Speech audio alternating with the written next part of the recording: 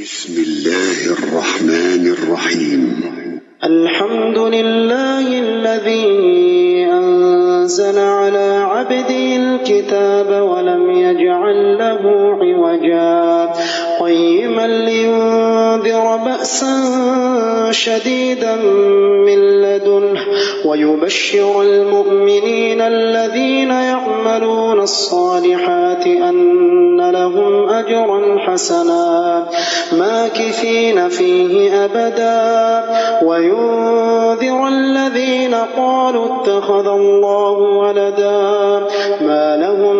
به من علم ولا لآبائهم كبرت كلمة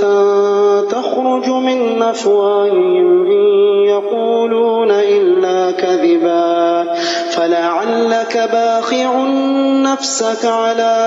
آثارهم إن لم يؤمنوا بهذا الحديث أسفا إنا جعلنا ما على الأرض زينة لها لنبلوهم أيهم أحسن عملا وإنا لجاعلون ما عليها صعيدا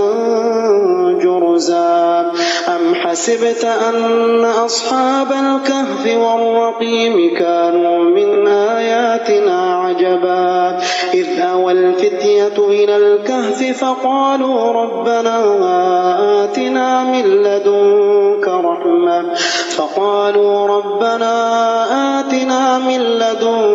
رحمة وهيئ لنا من أمرنا رشدا فضربنا على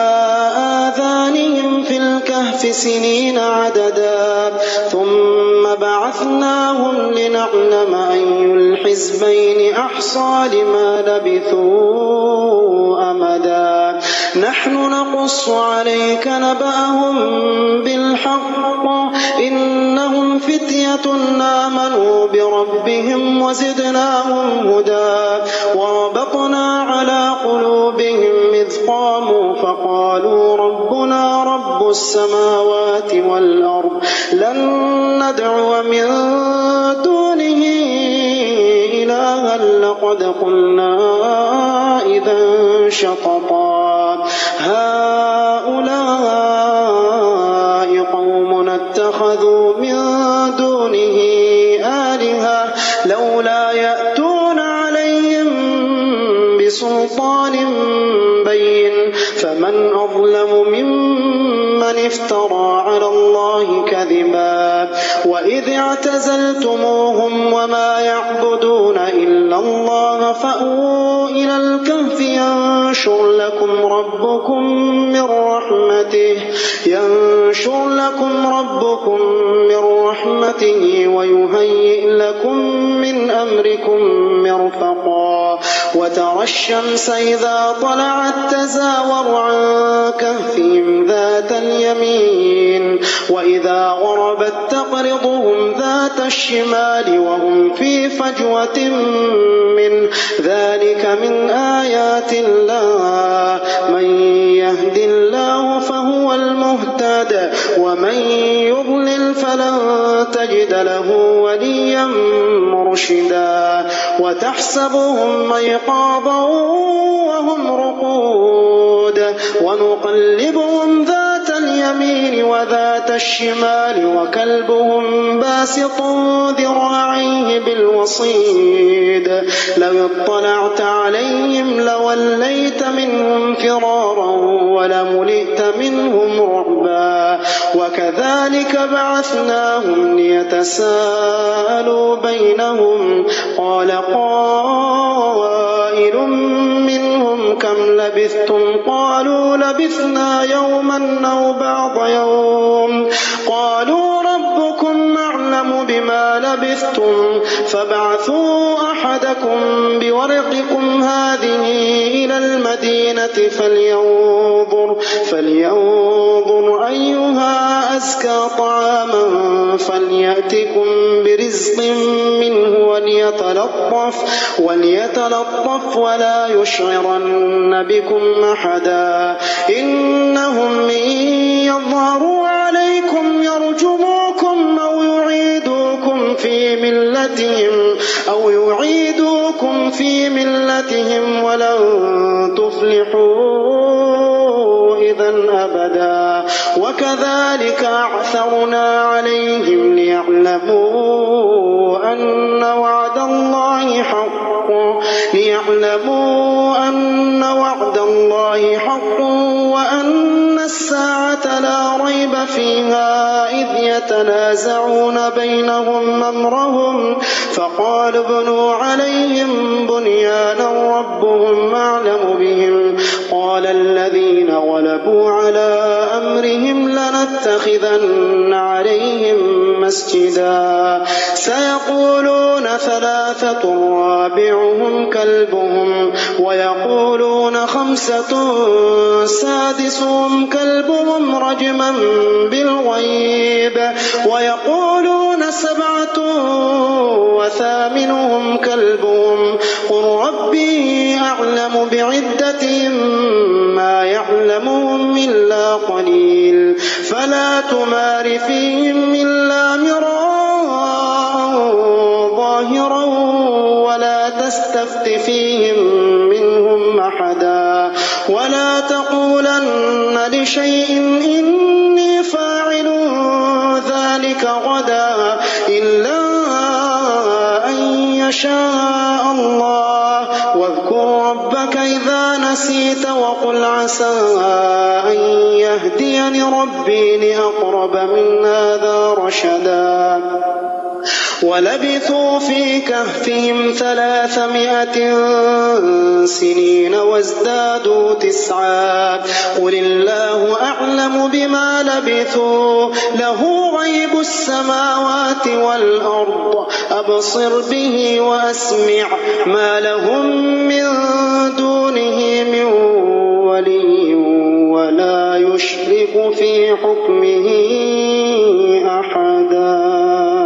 واتل ما أوحي إليك من كتاب ربك لا مبدل لكلماته ولن تجد من دونه ملتحدا واصبر نفسك مع الذين يدعون ربهم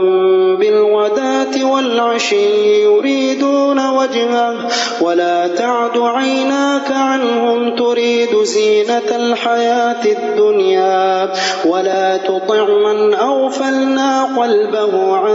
ذكرنا واتبع هواه وكان أمره فرطا وقل الحق من ربكم فمن شاء فليؤمن ومن شاء فليكفر إنا أعتدنا للظالمين نارا أحاط بهم سرادقها وإن يستغيثوا يغاثوا بماء كالمهل يشوي الوجوه بئس الشراب وساءت مرتفقا إن الذين آمنوا وعملوا الصالحات إنا لا نضيع أجر من أحسن عملا أولئك لهم جنات عدن تجري من تحتهم الأنهار يحلون فيها من أساور من ذهب ويلبسون ثيابا خضرا من سندس واستبرق متكئين فيها على الأرائك نعم الثواب وحسنت مرتفقا واضرب لهم مثل الرجلين جعلنا لأحدهما جنتين من أعناب وحففناهما بنخل وجعلنا بينهما زرعا كلتا الجنتين آتت أكلها ولم تظلم منه شيئا وفجرنا خلالهما نهرا وكان له ثمر فقال لصاحبه وهو يحاوره أنا أكثر منك مالا وأعز نفرا ودخل جنته وهو ظالم لنفسه قال ما أظن أن تبيد هذه أبدا وما أظن الساعة قائمة ولئن رددت إلى ربي لأجدن خيرا منها منقلبا قال له صاحبه وهو يحاوره أكفرت بالذي خلقك من تراب ثم من نطفة ثم سواك رجلا لكن هو الله ربي ولا أشرك بربي أحدا ولولا إذ دخلت جنتك قلت ما شاء الله لا قوة إلا بالله إن ترني أنا أقل منك مالا وولدا فعسى ربي أن يؤتيني خيرا من جنتك ويرسل عليها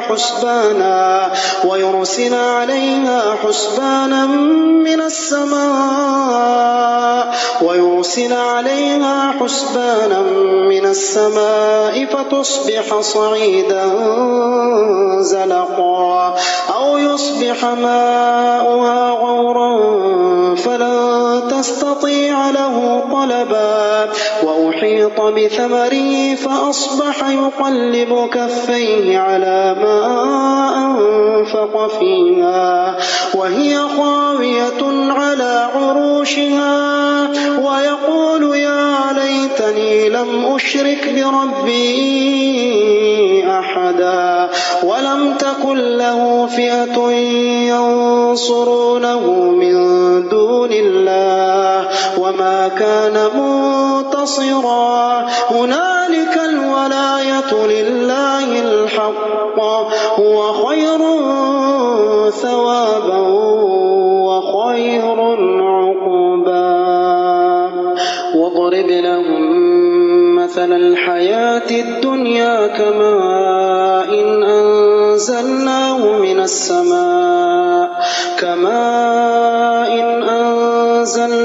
من السماء فاختلط به نبات الأرض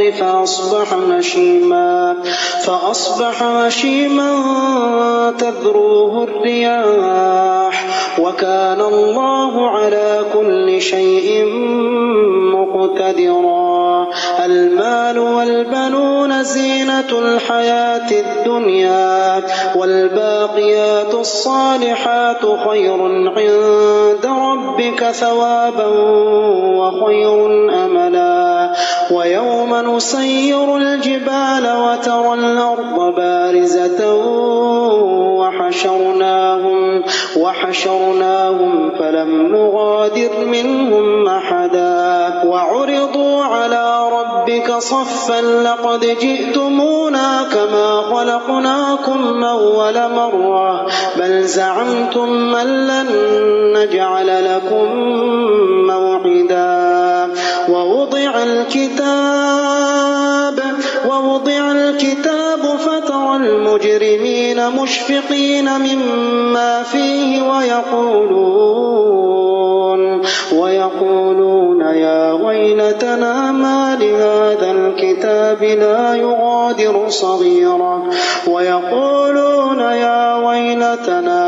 لهذا الكتاب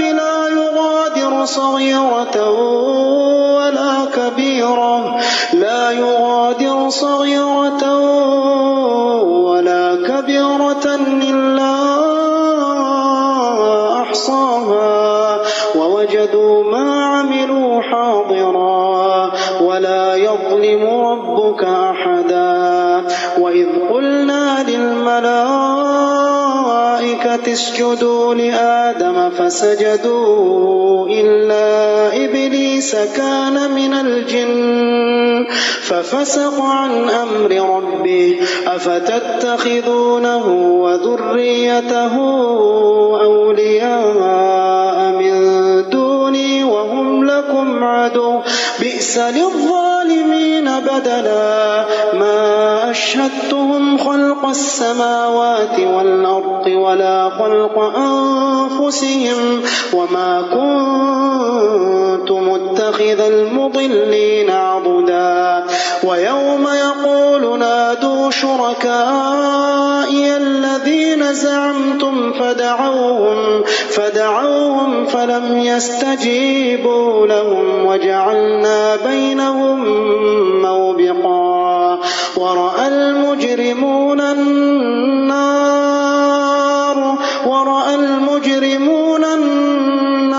فظنوا أنهم مواقعوها ولم يجدوا عنها مصرفا ولقد صرفنا في هذا القرآن للناس من كل مثل وكان الإنسان أكثر شيء جدلا وما منع الناس أن يؤمنوا إذ جاءهم الهدى ويستغفروا ربهم إلا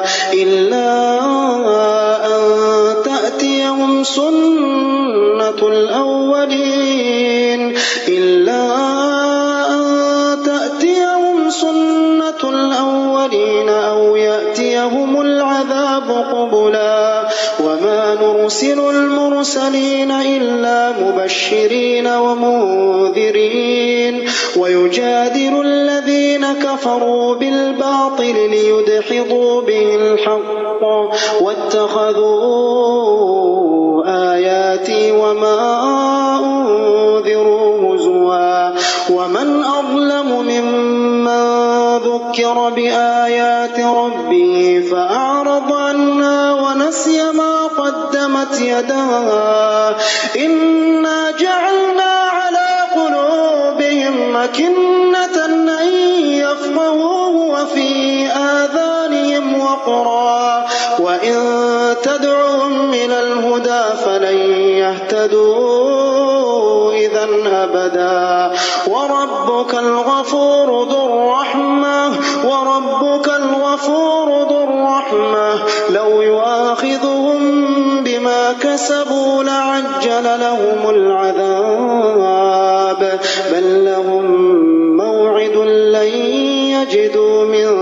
دونه موئلا وتلك القرى أهلكناهم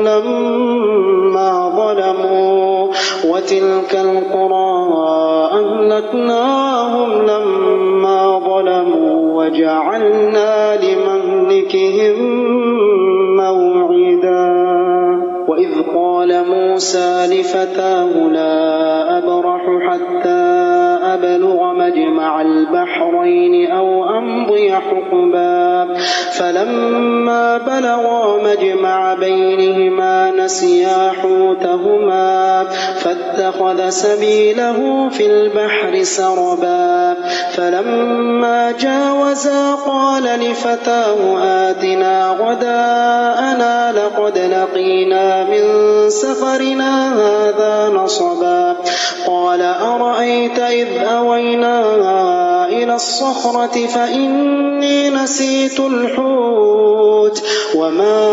أنسانيه إلا الشيطان أن أذكره واتخذ سبيله في البحر عجبا قال ذلك ما كنا نبغ فارتدا على آثارهما قصصا فوجدا عبدا من عبادنا آتيناه رحمة من عندنا وعلمناه من لدنا علما قال له موسى هل أتبعك على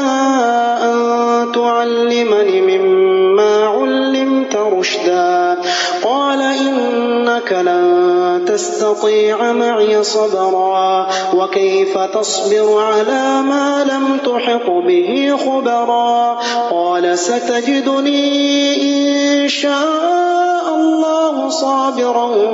ولا أعصي لك أمرا قال فإن اتبعتني فلا تسألني عن شيء حتى أحدث لك منه ذكرا فانطلقا حتى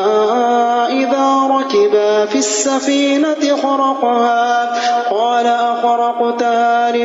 يرهق أهلها لقد جئت شيئا إمرا قال ألم أقل إنك لن تستطيع معي صبرا قال لا تؤاخذني بما نسيت ولا ترهقني من أمري عسرا فانطلقا حتى إذا لقيا غلاما فقتله قال أقتلت نفسا زكية بغير نفس لقد جئت شيئا نكرا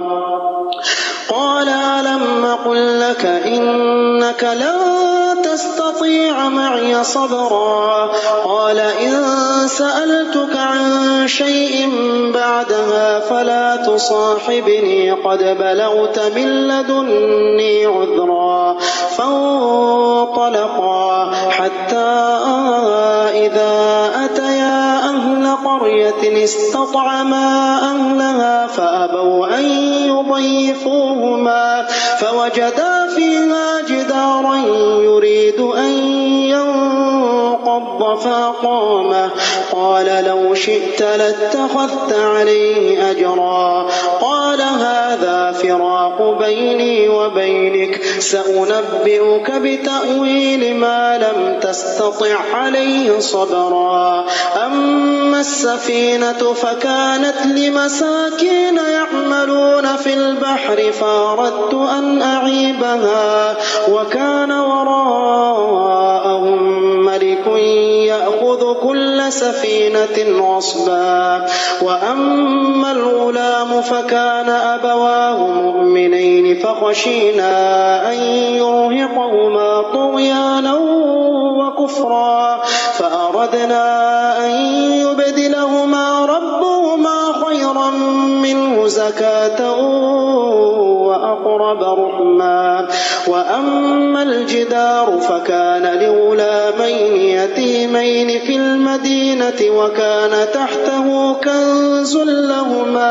وكان تحته كنز لهما وكان أبوهما صالحا فأراد ربك أن يبلغا أشدهما ويستخرجا كنزهما رحمة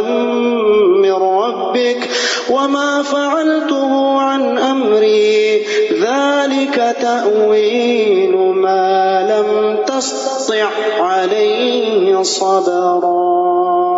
ويسألونك عن ذي القرنين قل سأتلو عليكم منه ذكرا إنا مكنا له في الأرض وآتيناه من كل شيء سببا فأتبع سببا حتى إذا بلغ مغرب الشمس وجدها تغرب في عين حمئة ووجد عندها قوما قلنا يا ذا القرنين إما أن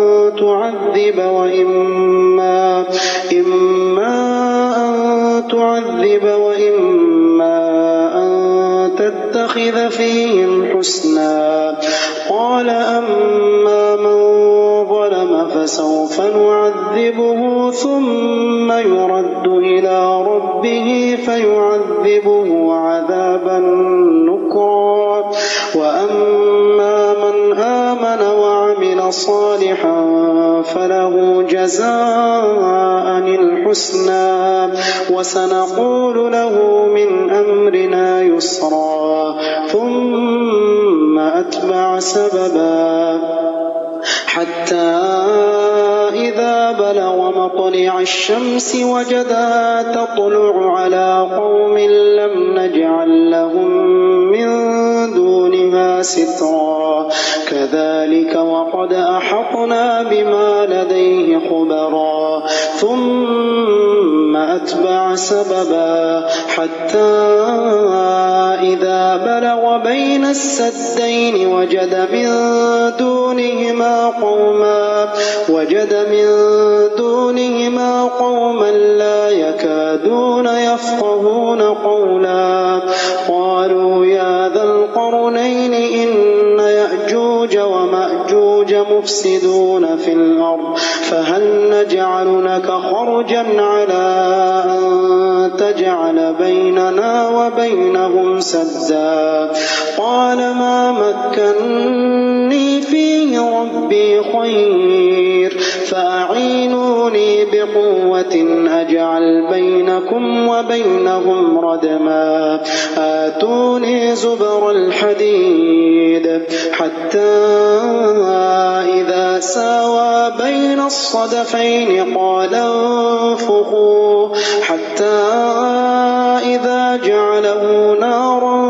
قال آتوني أفرغ عليه قطرا فما استطاعوا أن يظهروه وما استطاعوا له نقبا قال هذا رحمة من ربي فإذا جاء وعد ربي جعله دكا وكان وعد ربي حقا وتركنا بعضهم يومئذ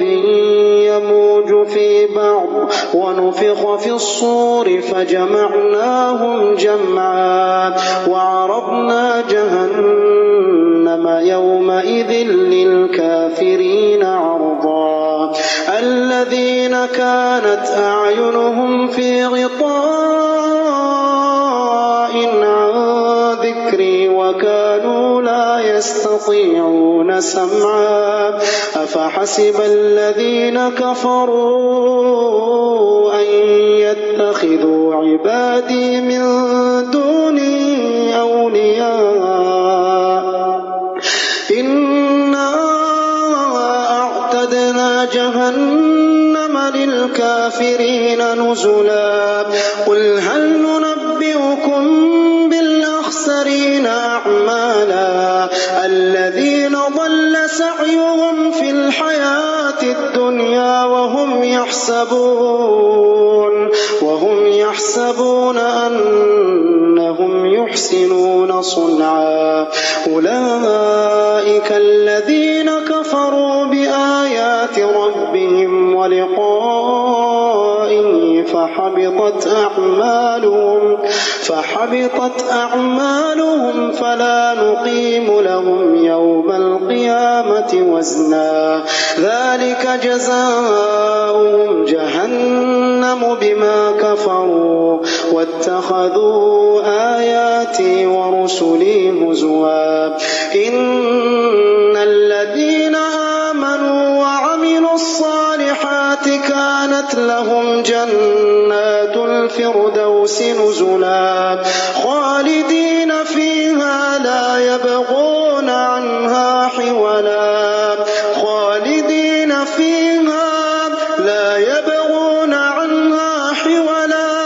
قل لو كان البحر مدادا لكلمات ربي لنفد البحر قبل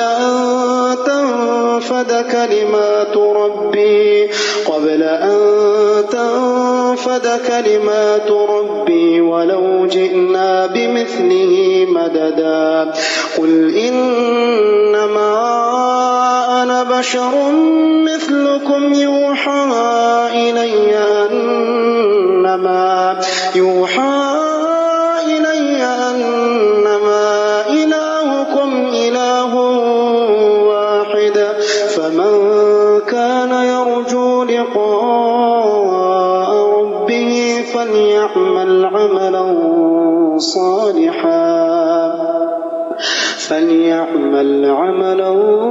صالحا ولا يشرك بعبادة ربه